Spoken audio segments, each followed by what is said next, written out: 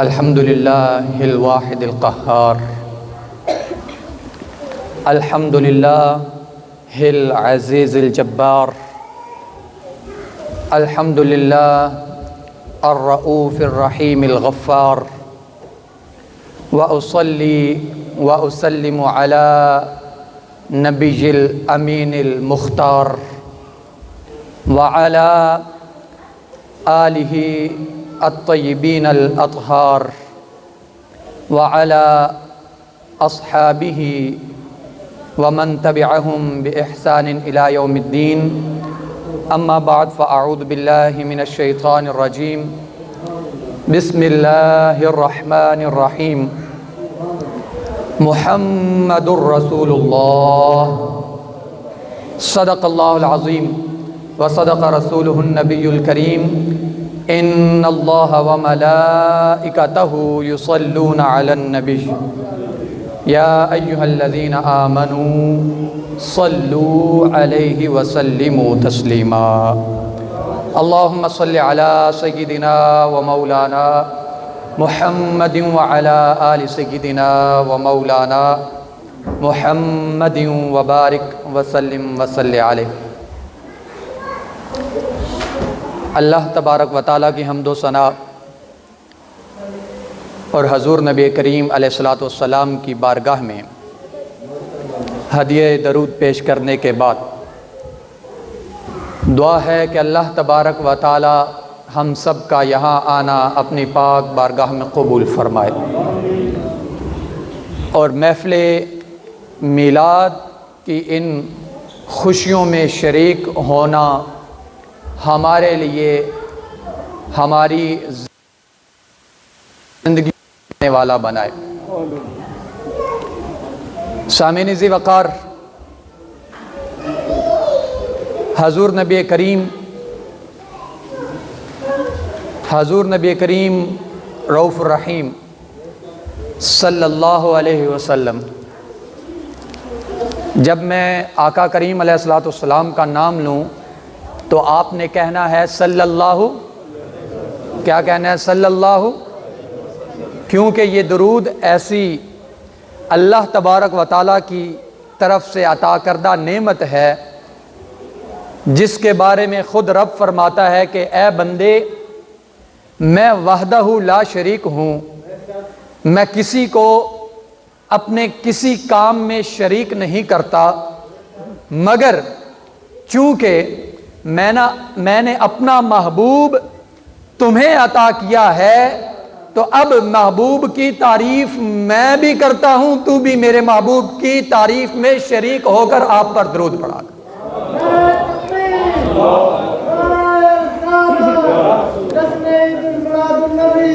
اور فرمایا کہ یا علی، فرمایا میرے محبوب آقا علیہ الصلوۃ والسلام نے کہ من صلی علی مرۃ فتح اللہ لہ بابا من العافیہ،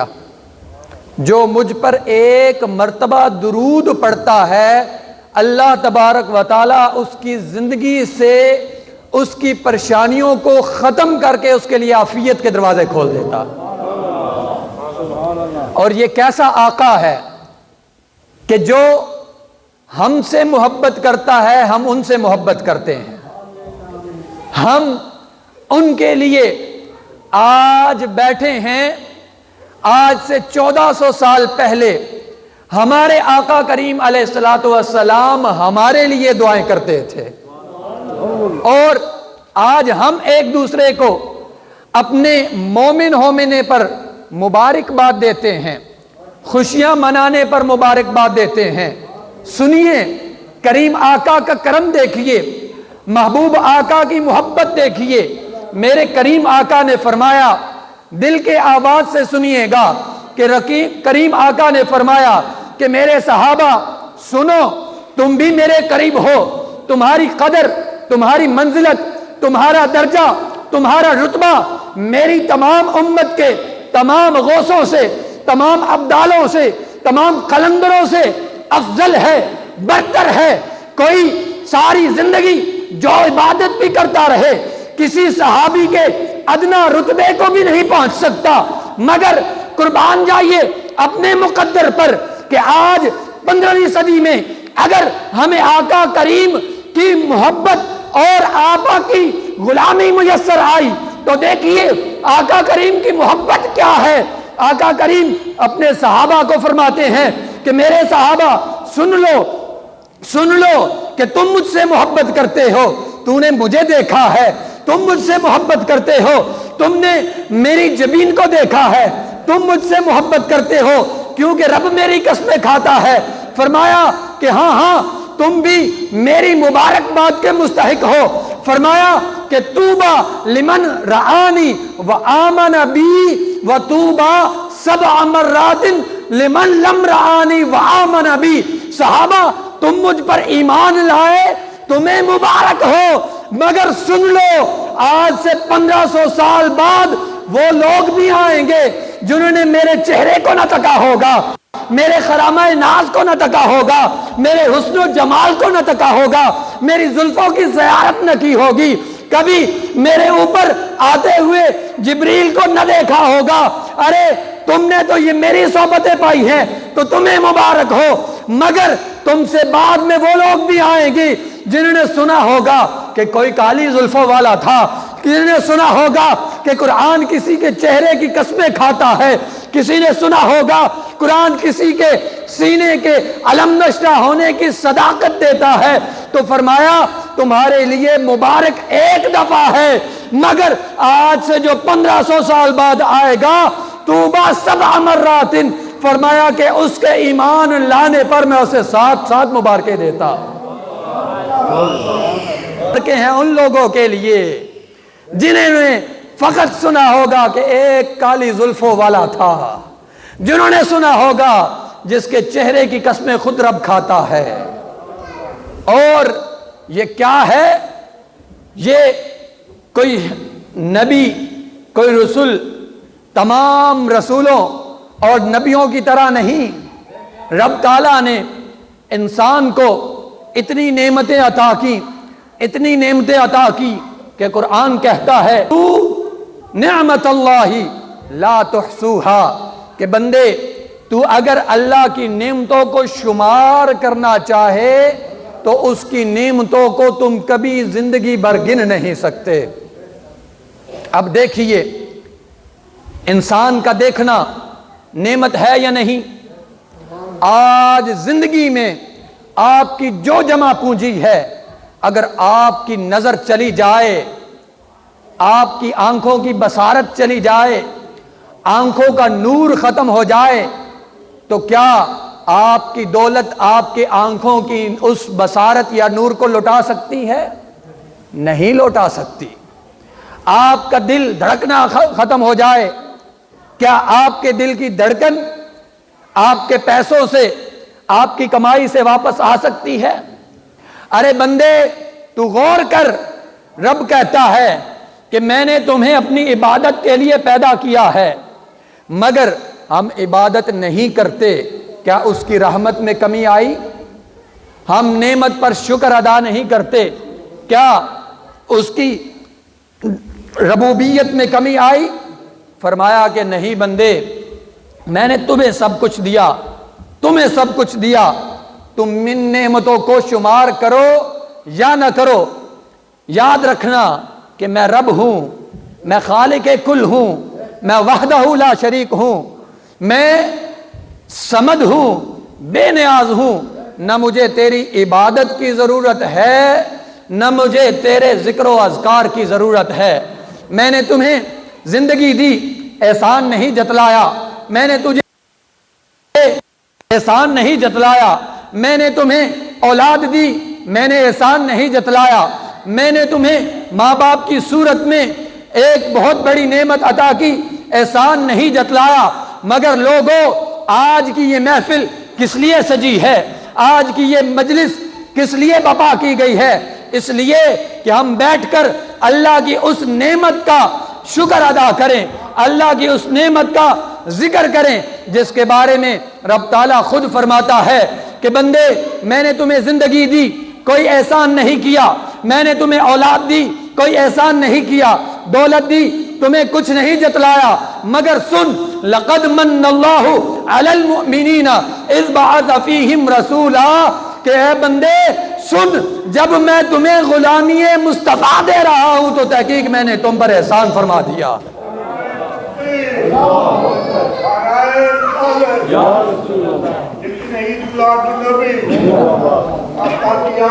فرمایا کہ لقد من اللہ علی المؤمنین اذ بعث فیہم رسولا کہ تحقیق میں نے مومنین پر احسان فرمایا ہے کہ ان میں میں نے اپنا رسول مبعوث فرمایا ہے. اے یہاں پاکستانی کمیونٹی سینٹر میں بیٹھنے والوں ذرا توجہ کیجئے گا. آج ہم اس مجلس میں بیٹھے اللہ کا ذکر کر رہے ہیں, اللہ کے رسول کا ذکر کر رہے ہیں, حمد و نعت پڑھی جا رہی ہے, ذکر ہو رہا ہے. آج مجلس جہاں برطانیہ کی سرزمین پر سجی ہوئی ہے, ایک مجلس مسجد نبوی میں سجی ہوئی تھی, جہاں مجلس میں بیٹھنے والے سرکار مصطفیٰ صلی اللہ علیہ وسلم کے غلام صحابہ کہلاتے تھے, صحابہ کہلاتے تھے. آئیے ذرا چشم تصور میں اپنے آپ کو اس مدینے کے تاجدار کے اس مسجد میں لے جائیے جہاں صحابہ بیٹھے ہیں. حضور نبی کریم علیہ الصلوۃ والسلام اپنے حجرہ مبارک میں ہیں اور اس کو امام مسلم نے اپنی صحیح میں نقل فرمایا ہے, امام نسائی نے اپنی سنن میں نقل فرمایا ہے, امام ترمذی نے, حتیٰ کہ امام احمد بن حنبل آپ نے اپنی مسند میں بھی نقل فرمایا ہے. گویا یہ حدیث مبارکہ کئی طرق سے بہت سے محدثین نے اپنی کتب میں روایت کی ہے. عن ابی سعید الخدری رضی اللہ تعالی عنہ قال قال معاویہ رضی اللہ تعالی عنہ ان النبی صلی اللہ علیہ وسلم خرج على حلقۃ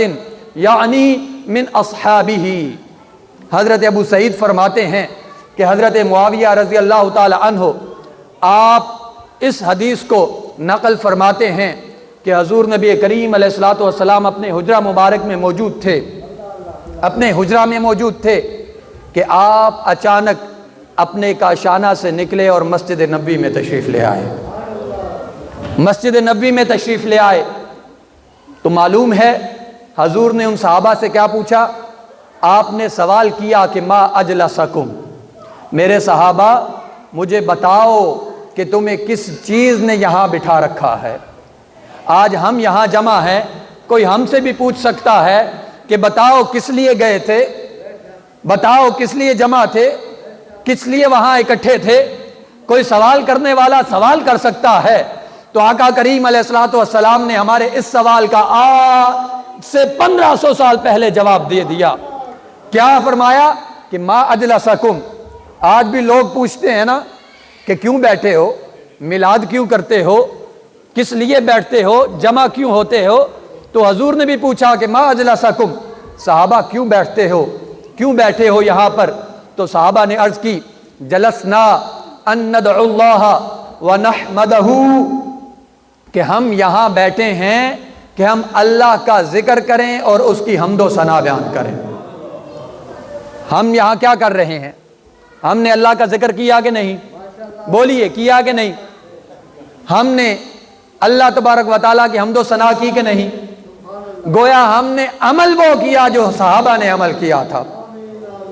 تو صحابہ سے جب پوچھا گیا تو کہا کہ ان ندعو اللہ ونحمدہ, ہم اس کی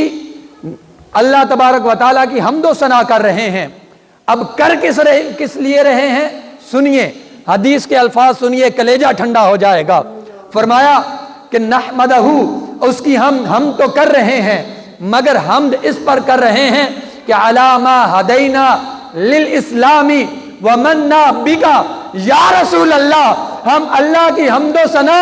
اس لیے کر رہے ہیں کہ اس نے ہمیں اسلام بھی عطا کیا اور آپ جیسا ہمیں رسول بھی عطا فرمایا. فرمایا کہ ہم اس لیے حمد و ثنا کر رہے ہیں کہ اس نے ہمیں اسلام کی دولت دی اور ہمیں آپ جیسا رسول عطا فرما کر ہم پر احسان کر دیا. جب انہوں نے یہ کہا تو معلوم ہے آقا کریم نے کیا فرمایا؟ آپ نے فرمایا اللہ ما اجلسکم الا ھذا، کیا تم قسم دیتے ہو، اللہ کی قسم دیتے ہو کہ تم اسی لیے بیٹھے ہو جو تم کہہ رہے ہو کہ ہمیں اسلام عطا ہوا اور آپ جیسا ہمیں نبی عطا فرما کر اللہ نے احسان کیا؟ کیا اس پر قسم دیتے ہو؟ تو قالوا واللہ جلسنا لہذا او کما قال علیہ الصلوۃ والسلام، انہوں نے عرض کی یا رسول اللہ خدا کی قسم ہم اسی لیے بیٹھے ہیں کہ ہمیں اس نے اسلام عطا کیا اور آپ جیسا رسول عطا فرمایا۔ آگے سنیے حدیث کے الفاظ سنیے، ایمان تازہ ہو جائے گا۔ آقا کریم علیہ الصلوۃ والسلام نے فرمایا کہ اے میرے صحابہ تم سچ کہہ رہے ہو، تم سچ کہہ رہے ہو، میں نے اس لیے تم سے قسم نہیں لی کہ میں تم پر کوئی تہمت لگا رہا ہوں۔ علماء تشریف فرما ہیں، مسلم کے یہ الفاظ ہیں، آپ نے فرمایا کہ اس لیے نہیں کہا کہ قسم اٹھاؤ کہ میں تمہیں کوئی تہمت دے رہا ہوں کہ تم جھوٹ بول رہے ہو، بلکہ سنو اس لیے پوچھا کہ ادھر میں اپنے کاشانہ میں بیٹھا تھا، ادھر میں اپنے حجرے میں بیٹھا تھا، اتانی جبریل، ادھر رب کی بارگاہ سے جبریل پیغام لے کر آئے۔ یا رسول اللہ وہ پیغام کیا تھا ہمیں بھی بتلائیے کہ جس پیغام پر آپ اپنے حجرہ مبارک سے باہر تشریف لائے؟ فرمایا کہ اتانی جبریل واخبرنی ان اللہ یباہی بکم الملائکہ، فرمایا کہ جبریل نے آ کر مجھے عرض کی یا رسول اللہ دیکھیے آپ کے غلام ادھر اسلام کی دولت ملنے پر اور آپ جیسا رسول ملنے کے احسان پر اللہ کا ذکر کر رہے ہیں۔ ان کی اس محفل اور مجلس کو دیکھ کر اللہ تبارک و تعالی ان کا ذکر فرشتوں کی مجلس میں کر کر ان پر فخر فرما رہا ہے۔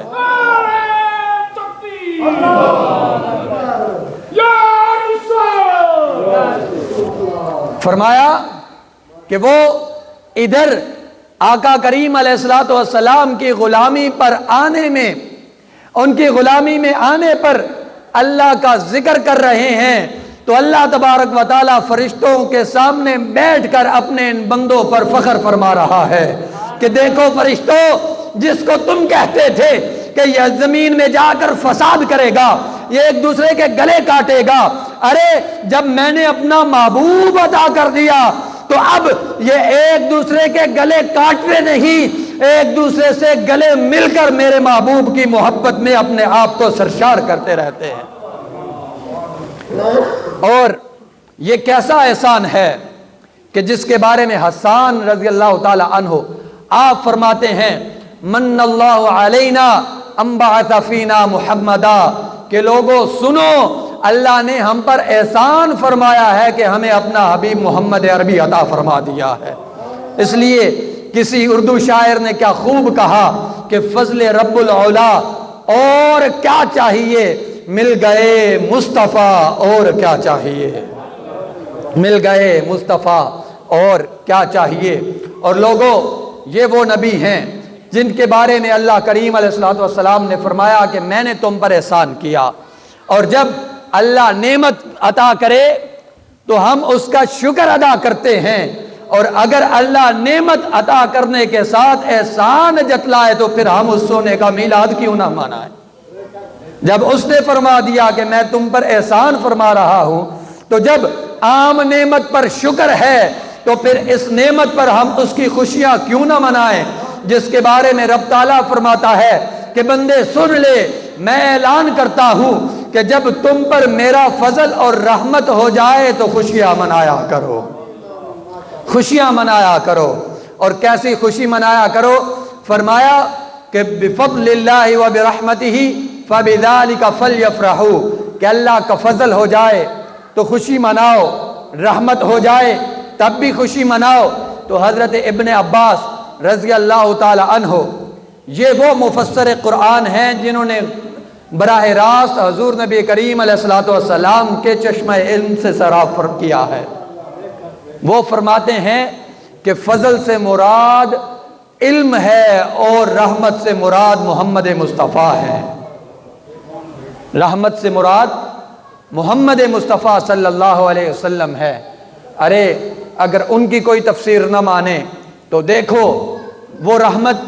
ہیں یا نہیں؟ قرآن کہتا ہے کہ وما ارسلناک الا رحمتا للعالمین۔ لوگوں سن لو، خدا اعلان فرما رہا ہے کہ محبوب ہم نے تو آپ کو دو جہانوں کے لیے رحمت بنا کر بھیجا ہے۔ جب قرآن ان کو کہتا ہے اور پھر قرآن ہی کہتا ہے کہ بفضل اللہ وبرحمتہ فبذلک فلیفرحوا، کہ بندہ مومن جب فضل ہو تب بھی خوشی منایا کرو، جب رحمت آ جائے تب بھی خوشی منایا کرو۔ اور وہ فضل اور رحمت کتنی ہیں، کتنی ہیں؟ حضرت امام سعد الدین تفتازانی رحمہ اللہ، آپ حضور نبی کریم علیہ الصلوۃ والسلام کے زمانہ مبارک سے 600 سال بعد آئے۔ کتنے سال؟ 600 سال بعد آئے۔ اور یہ وہ امام ہیں جن کے بارے میں امام حماد بن احمد حنبلی، آپ کے امام احمد، امام سعد الدین تفتازانی رحمہ اللہ، جب آپ چھوٹے تھے اس وقت آپ کوئی ذہین نہ تھے، کوئی اتنے زیادہ انٹلیکچوئل نہ تھے، آپ بہت کن ذہن تھے۔ آپ امام قطب الدین رازی، تو آپ جو سبق پڑھاتے آپ کو سبق یاد نہیں ہوتا تھا، جو سبق پڑھاتے سبق یاد نہیں ہوتا تھا، اور اتنے نالائق تھے کہ استاد محترم امام قطب الدین رازی، آپ اگر بچوں کو یعنی اپنے طلباء کو کی جہالت کی، کن ذہنی کی مثال دینا چاہتے تو وہ کہتے کہ وہ اس طرح جاہل تھا جس طرح ہمارا سعد الدین ہے۔ گویا کہ امام قطب الدین رازی آپ نے ہمیشہ اپنے طلباء کو سعد الدین تفتازانی کو جہالت کے استعارے کے، مگر امام سعد الدین تفتازانی رحمہ اللہ آپ تھے تو کن ذہن، سبق یاد تو نہیں ہوتا تھا مگر تھے بہت محنتی، بہت محنتی تھے، بہت محنت کرتے تھے، مشقت اٹھاتے تھے۔ علم کے حصول کی خاطر آپ نے کھیلنا کودنا، ریفریشمنٹ سب کچھ چھوڑ دیا ہوا تھا۔ تو امام سعد الدین فرماتے ہیں کہ میں ایک دن اپنے کمرے میں بیٹھا سبق یاد کر رہا تھا، سبق یاد کرتا بھول جاتا تھا، سبق یاد کرتا بھول جاتا تھا، حتیٰ کہ میں نے اتنی محنت کی اور جب ناکام رہا تو اب آنکھوں سے آنسو آنے لگے، اپنی ناکامی پر رونا آنے لگا، اپنی محنت پر اللہ کے حضور سر بسجود ہو گیا کہ مولا میں تو محنت کر سکتا ہوں، محنت کر رہا ہوں، کن ذہن ہوں، میرا تو اس میں کوئی قصور نہیں ہے، مولا جتنا کچھ تو نے مجھے نوازا ہے میں اس سے بڑھ کر محنت کر رہا ہوں، مشقت کر رہا ہوں، مگر عالم یہ ہے کہ مجھے تو اپنی کلاس میں بھی جاہل کے طور پر پیش کیا جاتا ہے، مولا اب جو کچھ میں کر سکتا تھا میں نے کیا ہے، مجھ پر اپنا فضل اور رحم فرما دے، کرم فرما دے، مولا تو علیم بذات الصدور ہے، تو قادر مطلق ہے، تو خالق کل ہے، تو چاہے تو ہر ایک کو جو چاہے عطا کر سکتا ہے، مالک الملک ہے، مولا میں تجھ سے تیری رحیمی کا واسطہ دے کر تجھ سے تیری رحمت کا سوال کرتا ہوں۔ امام فرماتے ہیں کہ میں رو رہا تھا، آنکھیں چھلک رہی تھی کہ اچانک دروازے پر دستک ہوتی ہے، دروازے پر دستک ہوتی ہے، دستک ہوئی، میں نے پوچھا کہ کون؟ تو سامنے والے نے کہا کہ سعد الدین باہر آؤ۔ تو آپ نے کہا کہ میں باہر نہیں آ سکتا، میں تو پڑھنے میں مشغول ہوں، علم حاصل کرنے میں مشغول ہوں، میں تو محنت کر رہا ہوں، میرے ہاتھ میں جو کچھ ہے کم از کم وہ تو مجھے کرنے دو، میں باہر نہیں آ سکتا۔ آپ پھر علم میں مشغول ہو گئے، سبق یاد کرنے میں مشغول ہوئے، پھر دستک ہوئی، اور دستک ہونے کے بعد پھر پوچھا کون؟ ایمان والو سنو، دروازے پر دستک دینے والے نے کہا کہ آؤ سیر کو چلتے ہیں۔ آج ہم کوئی نیک عمل کر رہے ہوں، گھر میں بیٹھے پڑھ رہے ہوں، हमारा कोई जिगरी यार आ जाए, कोई बोसम फ्रेंड आ जाए, बड़ा कोई क्लोज आ जाए, वो कहे कि यार छोड़ो सब कुछ, चलो आओ चलते हैं, एक तो पहले जहन खपा हुआ हो तो हम तो अपना वो अमल छोड़कर उसके लिए के साथ निकल चलेंगे कि चलो यार थोड़ा सा रिफ्रेश को रिलैक्स कर लेते हैं, कुछ चिल कर लेते हैं। हम कितनी सारी मेहनत करते हैं। क्या हमने कभी दीन को सीखने के लिए मुशक्कत उठाई? क्या हमने दीन को सिखाने के लिए, अपने बच्चों तक पहुंचाने के लिए क्या कभी मुशक्कत उठाई? अरे हमारा दीन तो वो है, हमारा दीन तो वो है जिसके बारे में रब ताला ने जब पहली वही फरमाई तो उस वक़्त ही उसने ऐलान किया कि लोगों सुनो, इस दीन की इब्तिदा भी मैं अपने नाम के साथ इल्म सिखाने के जरिए कर रहा हूं। और हमारा दीन तो वो है कि रब ने अपना तारुफ करवाया तो फरमाया अर रहमान, लोगों सुनो तुम्हारा रब रहमान है। कौन रहमान? अल्लमल कुरान, जिसने तुम्हें कुरान सिखाया है। अरे तुम्हारा रब तो तुम्हें अपना तारुफ भी ये करके करवाता है कि लोगों सुनो, मैं तुम्हें इल्म सिखाने वाला हूं, मैं तुम्हें कुरान सिखाने वाला हूं, मैं तुम्हें, बल्कि अल्लाह तबारक व तआला ने जब इस कायनात में इंसान को वजूद बख्शा तो उस वक़्त भी उस कायनात के इस खाकी को जब कुछ अता किया तो सबसे पहले फरमाया वअल्लमल आदम अस्मा, कि अल्लाह तबारक व तआला ने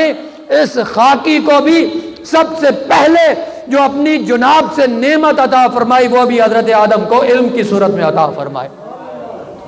और हम आज कितना इल्म हासिल करते हैं? हम इल्म हासिल करते हैं कि पैसा कैसे कमाना है, हम इल्म हासिल करते हैं कि जिंदगी की और इस दुनियावी दौड़ में कामयाब कैसे होना है,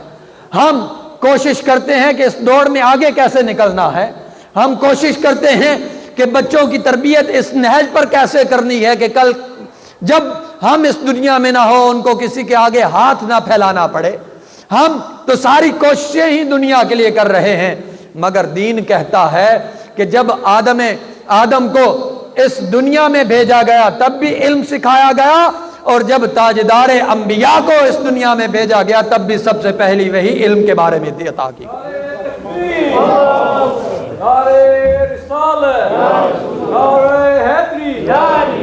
तो इमाम सादुद्दीन तफ्ताज़ानी दोबारा दस्तक हुई।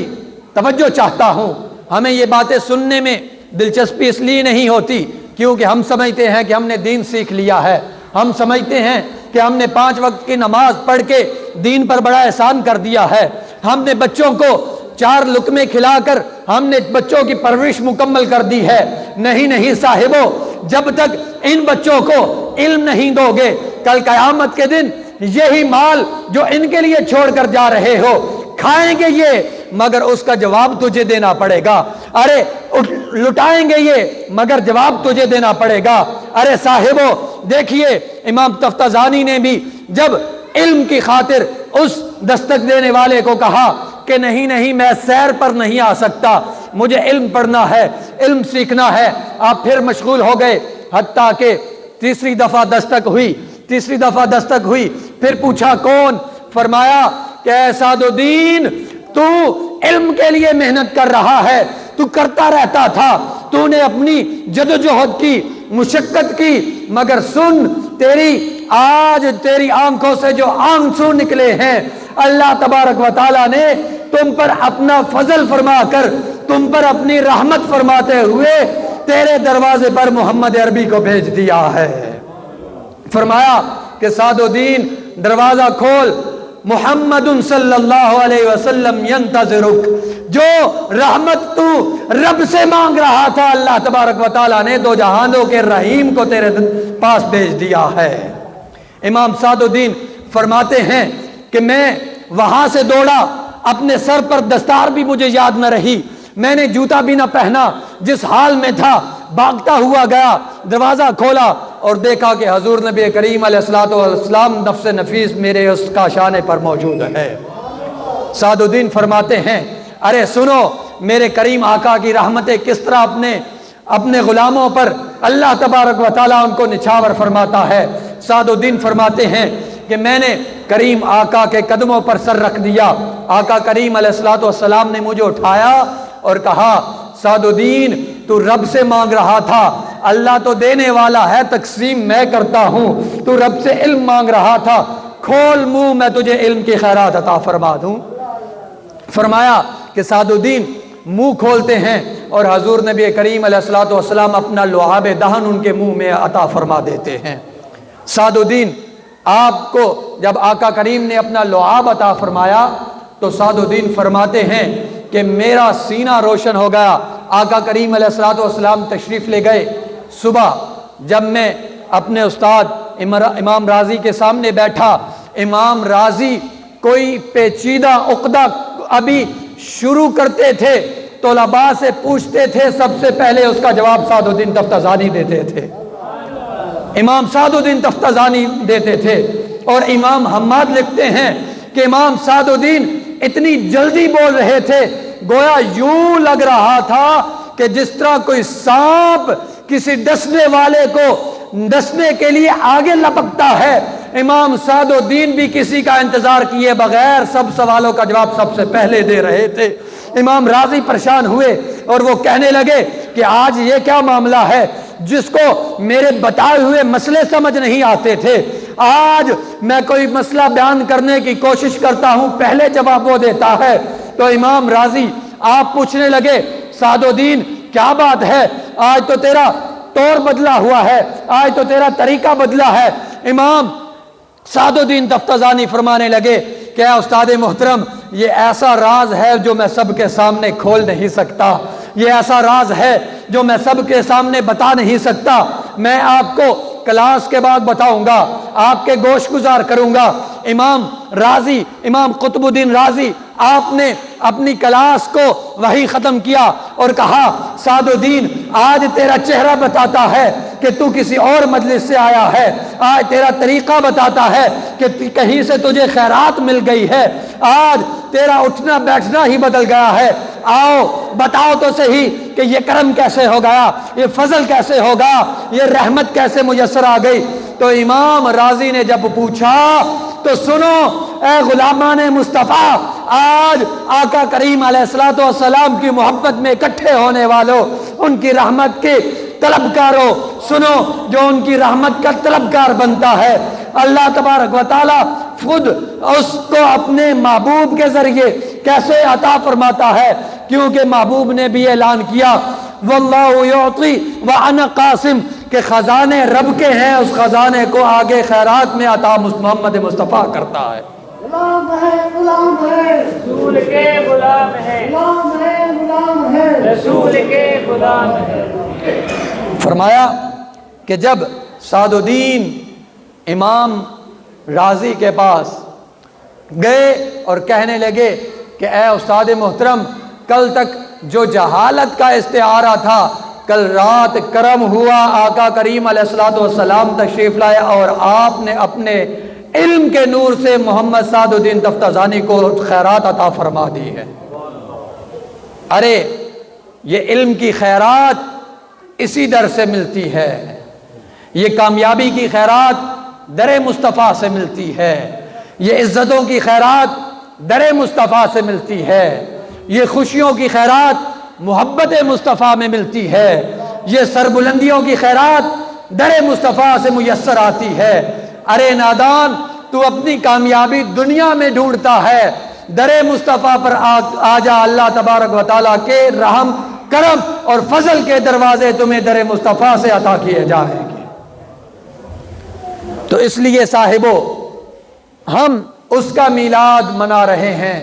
جس کے بارے میں اللہ تبارک و تعالیٰ فرماتا ہے کہ محبوب میں نے تو تمہیں دو جہانوں کے لیے رحمت بنا کر بھیجا ہے۔ ارے ناداں تو کہاں بھٹکتا ہے، کافروں نے یہ دعویٰ کیا تھا، ابو جہل نے کہا تھا کہ اے محمد صلی اللہ علیہ وسلم اگر آپ سچے ہیں تو رب سے یہ دعا کیجئے کہ وہ ہم پر پتھروں کی بارش برسائے، وہ ہمیں عذاب دے کر ہمیں اس دنیا میں ہی ذلیل و رسوا کر دے، کیونکہ اس کا یہ طریقہ رہا ہے کہ جس نے بھی اپنے نبی کو جھٹلایا ہے، اللہ تبارک و تعالیٰ نے دنیا میں ہی اسے ذلیل و رسوا کر کے اپنے عذاب میں مبتلا کیا ہے۔ اگر آپ سچے ہیں تو دعا کیجئے کہ ہم پر بھی قہر نازل ہو۔ ارے محمد عربی کے غلاموں سنو، ہم تو کلمہ پڑھ کر اس کی رحمت کے امیدوار ہیں۔ ادھر ابو جہل نے بھی دعویٰ کیا تھا تو رب نے کہا وَمَا كَانَ اللَّهُ لِيُعَذِّبَهُمْ وَأَنْتَ فِيهِمْ، اے محبوب سن لے، ان کو بتا دے جب تک آپ کی ہستی ان میں موجود ہے رب کا عذاب ان پر نازل نہیں ہو سکتا، کیونکہ میں نے تو تجھے دو جہانوں کے لیے رحمت بنا کر بھیجا ہے۔ جہاں رحمت ہو وہاں عذاب کیسے ہو سکتا ہے؟ جہاں عذاب ہے تو جان لو رحمت نہیں ہے۔ اگر آج ہم پر عذاب نہیں آتا،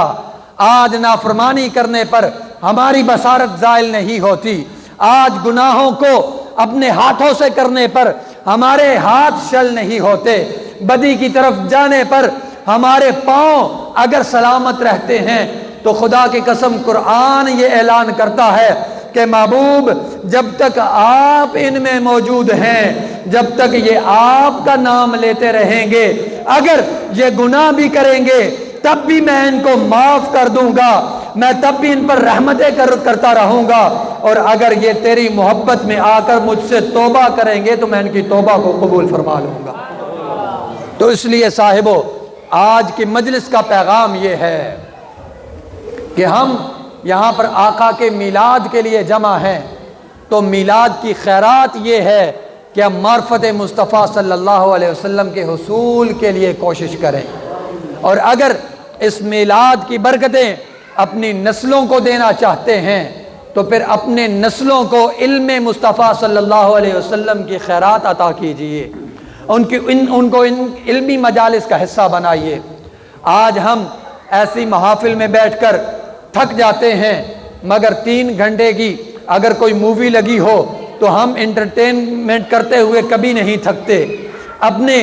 خوشی، اپنے بیٹوں کی خوشی میں دن بھر ہم حالوں میں، دن بھر ہم مجالس میں بیٹھے رہتے ہیں، نہ باتیں کرتے تھکتے ہیں، نہ ذہنی طور پر ہم اپنے آپ کو تھکاتے ہیں، مگر یہ مجالس ہمیں